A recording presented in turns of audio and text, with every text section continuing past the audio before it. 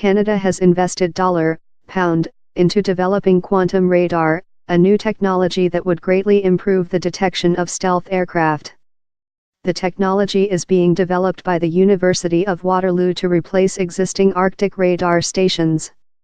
Quantum radar can theoretically detect objects with a greater level of accuracy than conventional radar.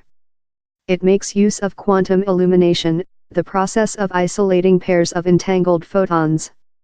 So far, the technology has been tested only in laboratories.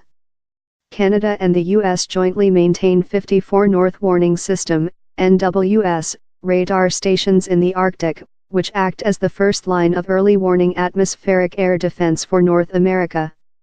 These radar stations are approaching the end of their lifespans, and could need to be replaced as early as 2025. Several other countries are also interested in developing quantum radar, including China and Russia. In November, the Chinese Academy of Sciences, in Shanghai, announced that its scientists were developing a new type of spy satellite that would be able to uncover stealth aircraft.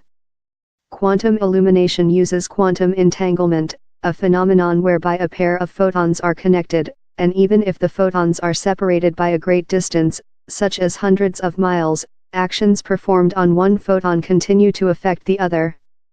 True quantum entanglement is difficult to maintain for long periods of time, and computer scientists and quantum physicists continue to puzzle over this problem in order to build quantum computers and make quantum encryption work. However, even if the pair of photons disconnect, a process known as decoherence, they still remain related, which means they can be used to detect stealth aircraft.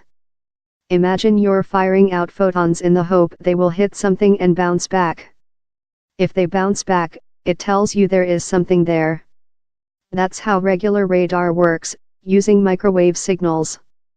Stealth fighter jets and bombers are typically designed to have lots of angles, so that when a microwave photon bounces towards the body of the aircraft, instead of bouncing straight back to the sender, the photons bounce off in a different direction. This means that fewer photons return to the detector, which makes the object seem invisible on conventional radar detectors. With quantum radar, you have a pair of entangled photons, and one of the photons gets fired out.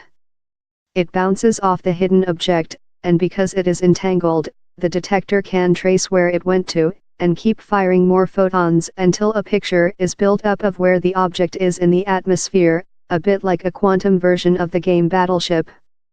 According to quantum computing expert Professor Alan Woodward, of Surrey University, when an entangled photon is fired out, there is a much higher level of certainty that the photon detected is actually one that you fired, as opposed to other photons that just happened to be around the aircraft at the time. In theory, entangled photons should be a significant improvement over the results of conventional radar, he told the Newsbay.